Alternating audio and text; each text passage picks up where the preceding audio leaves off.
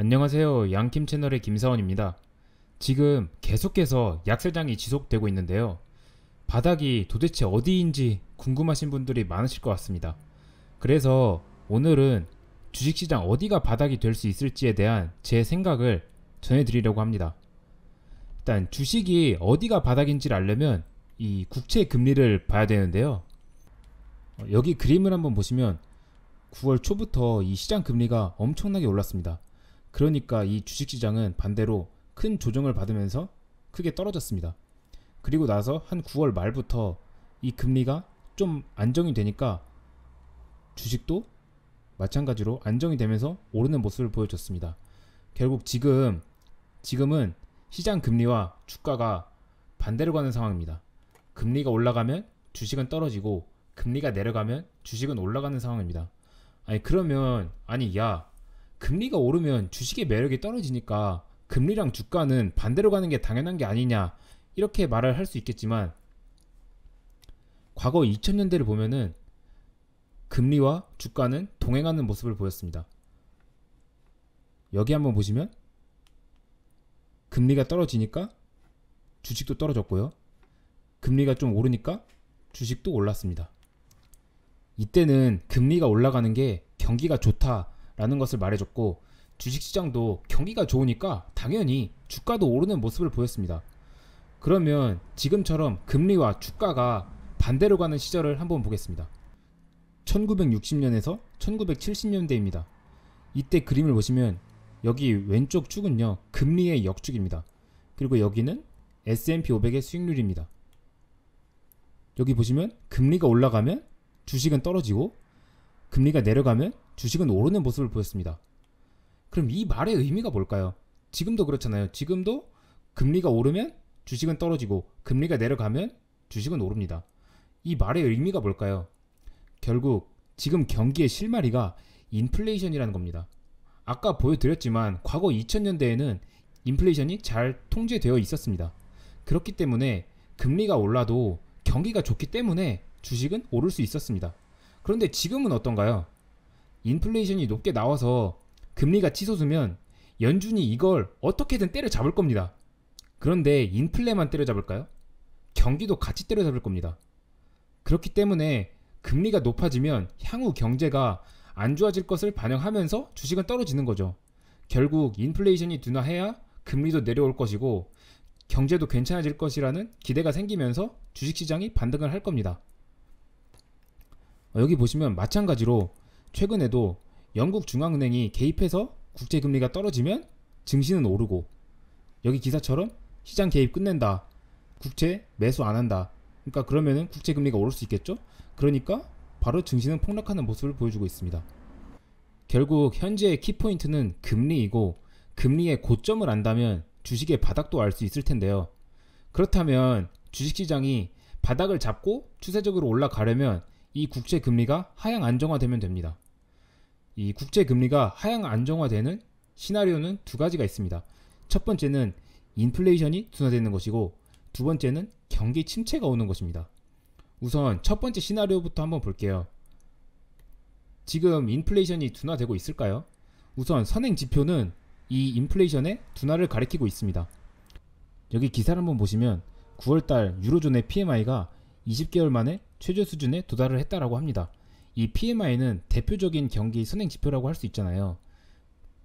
이 PMI 지수가 기업의 구매 담당자들에게 설문조사를 실시해서 집계를 하는데, 한마디로 이 구매 담당자들이 현재와 향후 경제를 어떻게 보는지를 나타내는 지표라고 할 수 있는데, 이게 50을 넘으면 경기가 확장이고 50 밑으로 떨어지면 경기가 위축이 되는 상황이라고 볼 수 있는데, 이 PMI가 3개월 연속 50 밑으로 떨어지면서 경기 축소 국면에 빠진 것을 알 수 있고요. 여기 기사를 보시면 사업 활동을 대폭 축소를 하고 있다라고 해요.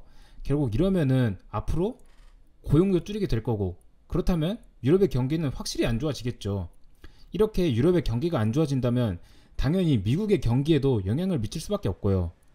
또 이 유럽의 경기뿐만 아니고 이 미국의 선행지수도 지금 하락세입니다.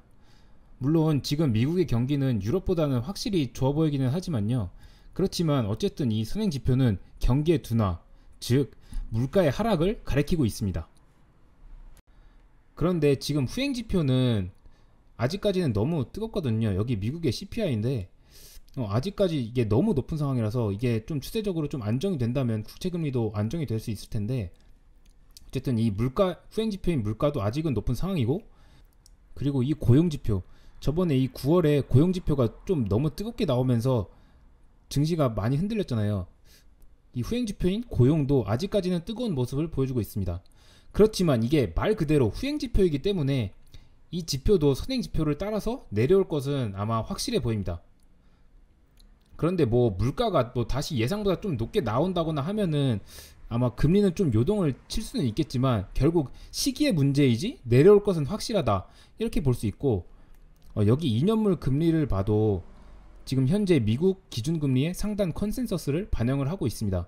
그렇기 때문에 선행 지표대로 미국의 물가가 내려오기 시작한다면 이 금리도 내려오면서 주식시장도 반등을 할 것입니다.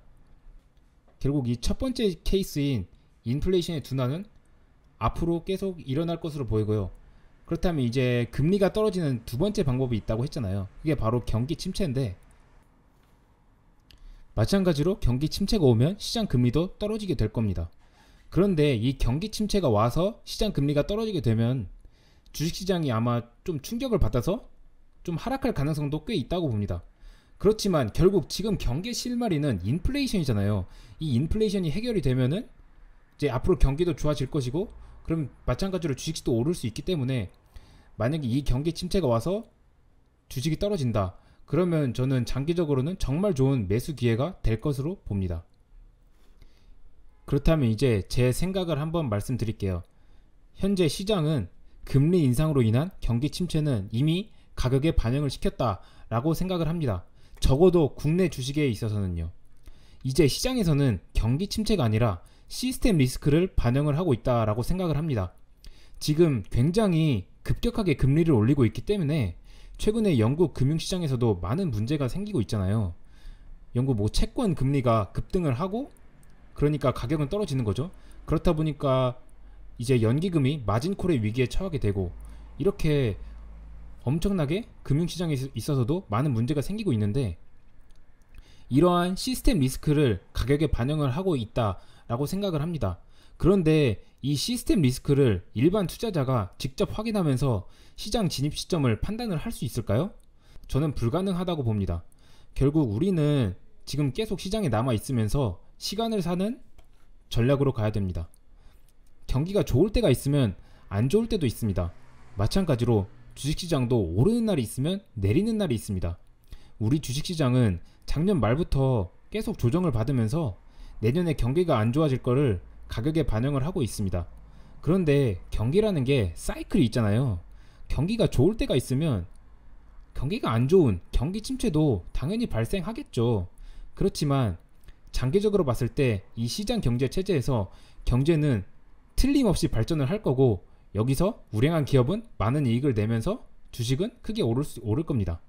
지금은 시장에서 떠날 때가 아니고 남아 있으면서 이제 앞으로 좋아질 경제를 기다리면 된다고 생각을 합니다. 지금까지 양킴 채널의 김사원이었고요. 이 영상이 도움이 되셨다면 구독과 좋아요 부탁드리겠습니다. 감사합니다.